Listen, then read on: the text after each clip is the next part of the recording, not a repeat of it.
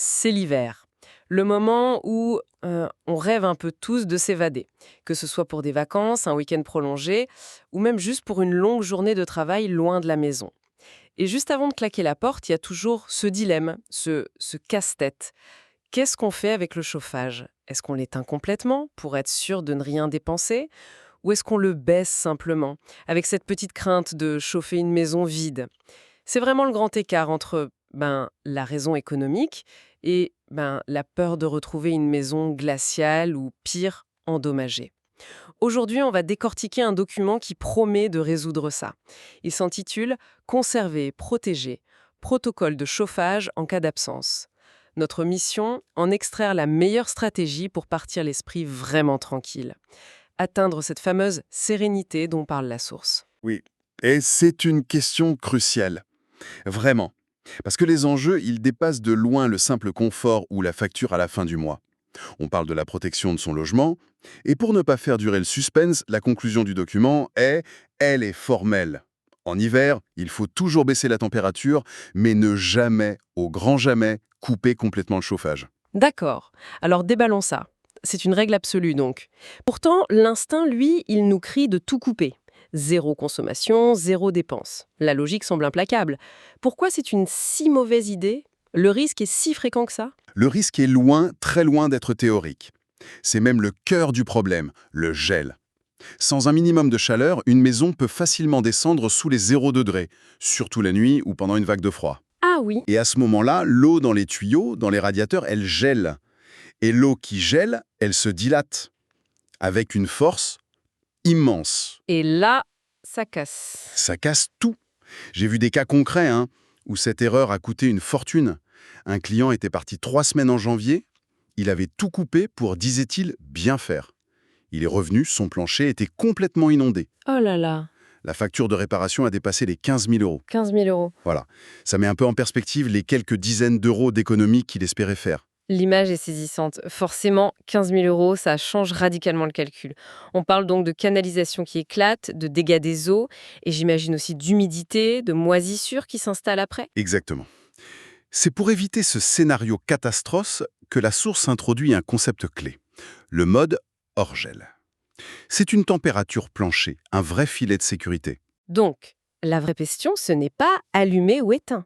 Non. Mais plutôt, à quelle température minimale je dois le régler pour être protégé sans gaspiller. C'est exactement ça. Ça change tout. Le débat n'est plus binaire. Alors, c'est quoi ce chiffre magique? Le document est précis là-dessous? Il l'est, oui. La source indique que le mode hors-gel se situe autour de 7 degrés Celsius. 7 degrés. Voilà. C'est le seuil qui est considéré comme suffisant pour garantir que l'eau dans les circuits ne descendra jamais à zéro, même si dehors, le thermomètre plonge.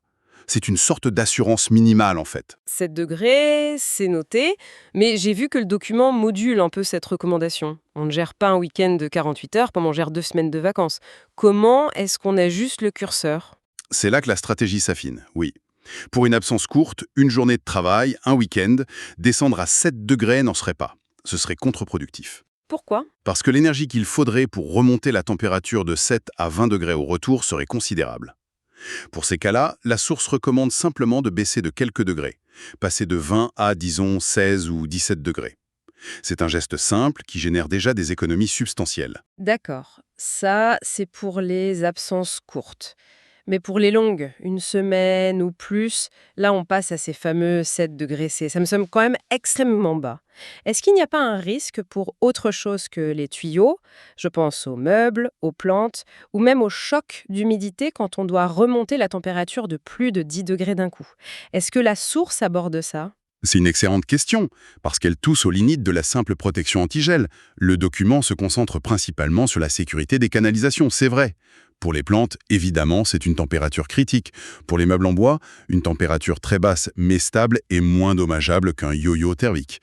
Mais le point le plus pertinent que vous soulevez, c'est l'inconfort et l'énergie au retour. Et ça nous amène directement au point le plus contre-intuitif du document.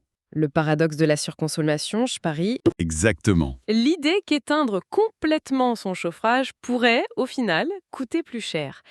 Ça défie un peu les lois de la physique. Comment est-ce que c'est possible? Eh bien, ça repose sur un principe physique fondamental. L'inertie. L'inertie. Oui. Quand on coupe tout, ce n'est pas seulement l'air qui refroidit. Ce sont les murs, les sols, les plafonds, les meubles. C'est toute la masse du bâtiment qui se gorge de froid. Et cette masse, elle a une inertie énorme. Elle est très lente à changer de température. D'accord, je vois. Du coup, pour revenir à 20 degrés, le système de chauffage doit non seulement réchauffer l'air, mais il doit aussi réchauffer des tonnes de béton, de briques. C'est une tâche herculéenne. Donc le système doit tourner à plein régime, sans s'arrêter, pendant des heures et des heures. Précisément. Et cet effort intense, prolongé, consomme un pic d'énergie bien plus important que le léger entretien pour maintenir 7 ou 12 degrés. L'analogie de la voiture est parfaite pour ça. Ah oui, certes. Pousser une voiture à l'arrêt complet, ça demande un effort colossal au début. La maintenir en léger roulement, même très lent, c'est beaucoup moins fatigant. Le redémarrage à froid d'une maison, c'est cette poussée initiale. C'est un gouffre énergétique. Et j'imagine que cette inertie, elle n'est pas la même partout. La source fait la distinction entre une vieille maison en pierre et un appartement moderne bien isolé. Elle ne le détaille pas, mais c'est une déduction essentielle, oui. Ce principe varie énormément. Dans une vieille maison en pierre, mal isolée, l'inertie est énorme. Le redémarrage est un gouffre, je confirme. L'effort pour réchauffer ces murs épais est gigantesque. Donc là, il ne faut jamais descendre trop bas. C'est une règle d'or. En revanche, dans un appartement moderne, très bien isolé, l'effet est moins prononcé. Mais attention, un autre risque apparaît. La condensation sur les murs froids quand on remet en chauffe, ce qui peut favoriser les moisissures. La stratégie doit donc être adaptée. C'est vrai que gérer tout ça manuellement, ça semble complexe. Il faut penser à baisser avant de partir, estimer l'heure de son retour pour anticiper. Ça demande une certaine discipline. J'imagine que beaucoup de gens oublient ou n'ont tout simplement pas le temps. C'est là que la technologie dont parle la source doit changer la donne, non? Absolument. Là, on passe de la gestion manuelle à la gestion intelligente. La source mentionne les systèmes modernes comme les pompes à chaleur, les radiateurs à inertie. Mais le vrai tournant, c'est le thermostat programmable et, surtout, le chauffage intelligent connecté à une application. Ah, le fameux pilotage par smartphone. Voilà. Ça change tout en termes de flexibilité et d'optimisation.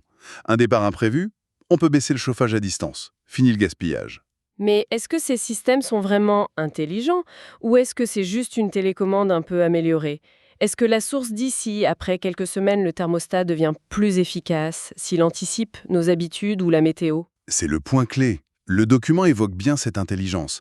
Et c'est bien plus qu'une simple programmation. Les meilleurs systèmes ne se contentent pas de suivre un calendrier. Ils apprennent. Ils apprennent. Oui, ils intègrent des données externes. La météo en temps réel, les prévisions. S'il voit qu'une journée ensoleillée est annoncée, il peut anticiper l'apport solaire et réduire la chauffe. Et surtout, il apprend les caractéristiques thermiques de la maison. C'est-à-dire? Il calcule combien de temps il faut pour chausser le salon de 17 à 20 degrés. En connaissant cette inertie, il peut calculer le moment optimal pour redémarrer, au plus juste, pour atteindre la température souhaitée à l'heure H, sans surconsommer une minute de trop. Donc on n'a même plus besoin de dire «je rentre à 18h», on peut juste indiquer la température qu'on veut à 18h et le système se charge du reste. Il optimise la courbe de chauffe. C'est exactement ça. Il gère la remontée en température de la manière la plus douce, la plus efficace possible, en évitant ce fameux pic de consommation. On délègue toute cette complexité, l'inertie, la météo, l'anticipation, à un algorithme. C'est la promesse d'allier le meilleur des deux mondes, un maximum d'économie pendant l'absence et un confort parfait au retour, sans effort. C'est fascinant. Si on devait faire le bilan de tout ça, pour quelqu'un qui s'apprête à faire sa valise, la checklist mentale ressemblerait à quoi? On pourrait la résumer en quelques principes. Premièrement, le dogme absolu en hiver. On baisse, on n'éteint jamais. C'est la règle non négociable. D'accord. Deuxièmement, le filet de sécurité. Ce fameux 7 degrés Celsius pour les absences de plus de 2 ou 3 jours. C'est l'assurance anti-catastrophe. Troisièmement, la modulation. Pour un week-end, une baisse à 16-17 degrés Celsius est plus judicieuse. Et enfin, le principe le plus important peut-être, éviter le redémarrage brutal. Il faut penser en termes de cycle et non d'arrêt complet. Alors, qu'est-ce que tout cela signifie au fond? Au fond, ce que cette analyse nous montre, c'est qu'on sort d'une logique binaire, un peu simpliste, pour entrer dans une gestion dynamique de l'énergie. L'objectif, ce n'est pas seulement de réduire la facture, c'est de trouver un point d'équilibre. Un équilibre optimal entre 3 pôles. Les économies, bien sûr. Oui. La protection de son logement, qui est un investissement majeur. Et enfin, son propre confort. C'est en jonglant intelligemment avec ces 3 éléments qu'on peut vraiment partir, comme le dit si bien la source, en toute sérénité. C'est une excellente synthèse. Et ça m'amène à une dernière réflexion qui va un peu au-delà du document. Toute notre discussion s'est concentrée sur la gestion d'une absence. Mais ce principe fondamental d'éviter les chocs thermiques pour ne pas surconsommer, euh, comment est-ce qu'il pourrait s'appliquer au quotidien? Je pense au cycle jour-nuit, même quand on est à la maison. Hmm. Cette vieille habitude de baisser drastiquement le chauffage la nuit pour le remonter à fond le matin est peut-être elle aussi une fausse bonne idée, surtout dans une maison avec une forte inertie. Finalement, est-ce que la gestion la plus efficace n'est pas celle qui vise la plus grande stabilité possible? Voilà une question intéressante à explorer.